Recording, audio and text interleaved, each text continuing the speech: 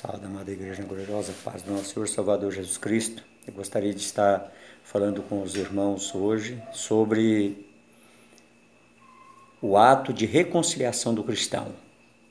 E para nossa introdução, nós vemos que nas primeiras ilustrações, Jesus dá um realce maior no seu ensino ao sexto e sétimo mandamento dos 10 mandamentos que proíbe o homicídio e o adultério. Jesus eleva a conduta cristã como um ideal muito acima do que a conduta que se pregava nas sinagogas. A nova lei é mais pura e mais exigente do que a antiga. A lei do amor é muito mais forte do que a lei antiga, a lei dos 10 mandamentos. Porque a lei do amor, ela depende exclusivamente de nós, de cada um de nós, ela é individual para nós. E na lei antiga havia sacrifícios, quando havia a quebra de algum mandamento, havia um sacrifício e Deus perdoava e havia realmente uma renovação. Aqui Jesus demonstra a sua altíssima apreciação pela vida e pela reconciliação entre os irmãos. Nós vamos estar olhando ainda para a primeira questão que nós vamos tratar, o autodomínio, fruto do Espírito. Só através do fruto do Espírito, do autodomínio, do domínio próprio, é que nós conseguimos vencer a ira proibida. Mateus 5, 21, 22.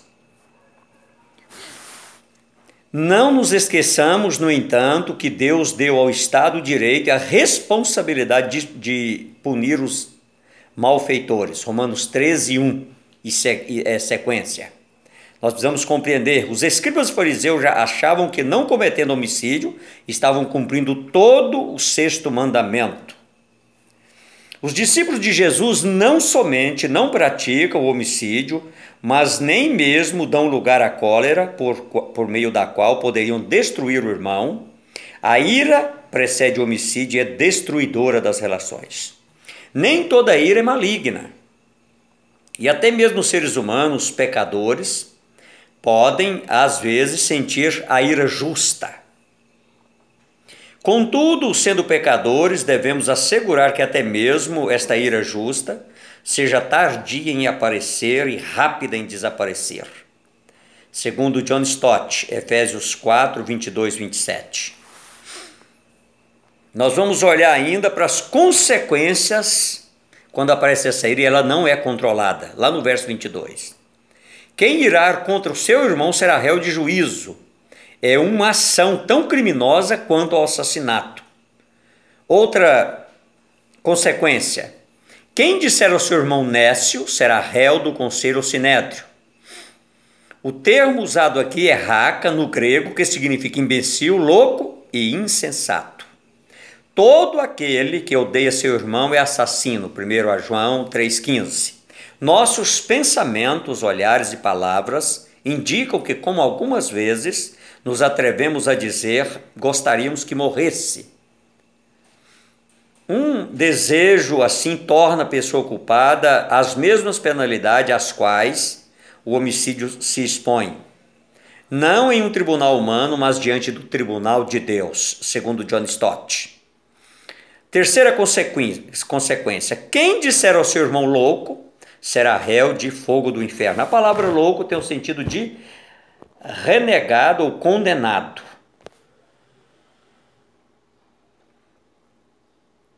O homem que diz a seu irmão que ele está condenado ao inferno, está ele mesmo em perigo de ir para o inferno. Nós não fomos chamados para ser juiz de ninguém. Nós não fomos chamados para julgar. Quem julga é o Senhor que está nos céus. Ele é Senhor de todos os tribunais, no céu e na terra. Em todos os graus de intensidade ficam vedadas expressões e mesmo intenções que não contribuem para o bem-estar dos irmãos. Segundo, a reconciliação deve vir antes da adoração e o juízo. Mateus 5, 23, 26. O oposto da ira e do homicídio é a reconciliação com o irmão, a restauração de relações sadias na família de Deus.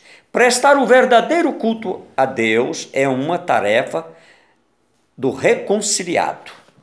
Quem com o coração não reconciliado vem, ouvir a palavra de Deus e receber o sacramento, recebe-os para juízo. Perante Deus é totalmente homicida.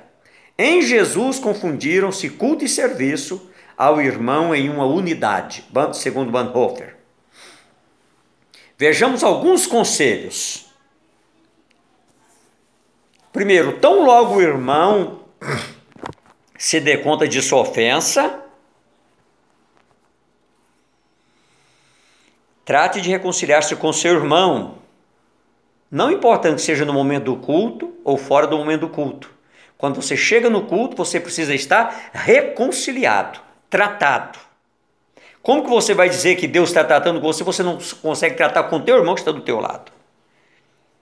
Se você estiver na igreja no meio de um culto de adoração e de repente se lembrar de que seu irmão tem um ressentimento contra você, saia da igreja imediatamente e vá fazer as pazes com ele.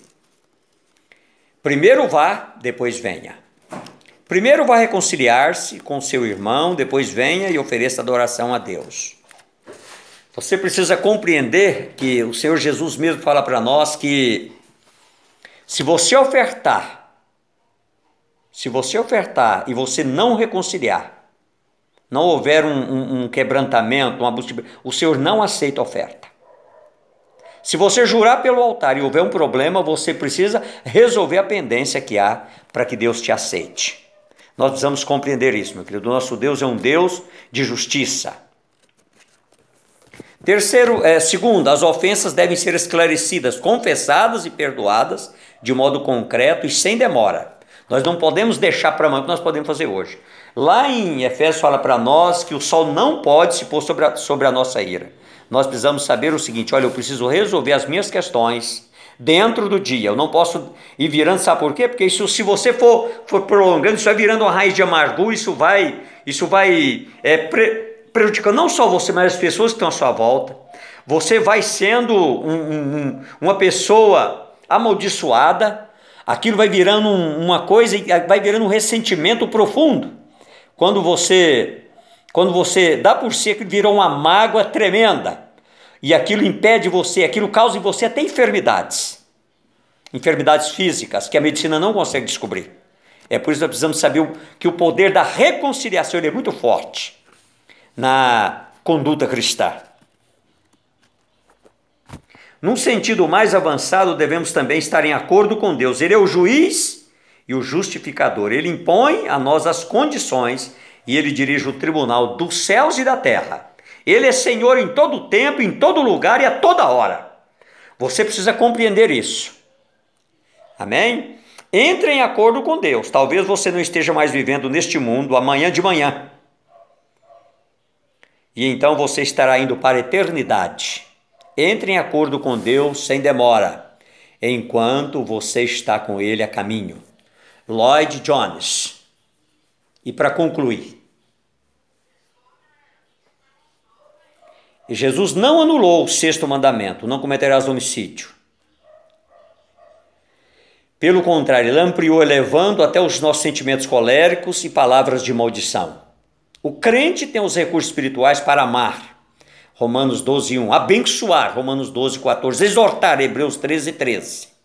Estimular as boas obras, consolar, 1 Tessalonicenses 5, 11. Perdoar, Efésios 4, 32. E viver em paz com todos os homens, Romanos 12, 18. Este é o caminho da autonegação, o caminho da cruz.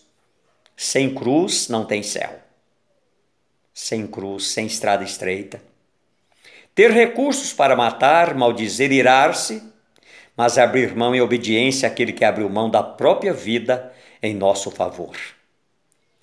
Que em nós habite o mesmo sentimento que houve em Cristo Jesus. Filipenses 5, 8. Lê todos os versículos, medite nos versículos. Você vai compreender mais profundamente o que Deus está querendo dizer com reconciliação. O que é você estar reconciliado com o irmão que está do teu lado. O que você, sem isso você não vai ver Deus, você não vai chegar no céu. Nós precisamos compreender. A hora hoje Jesus está voltando. Reconcilie. Se você tem problema de perdoar, peça para Deus, para que Ele te dê desejo de perdoar e ser perdoado. Eu gostaria de declarar para você nesta tarde, em nome do Pai, do Filho e do Espírito Santo. Amém e amém.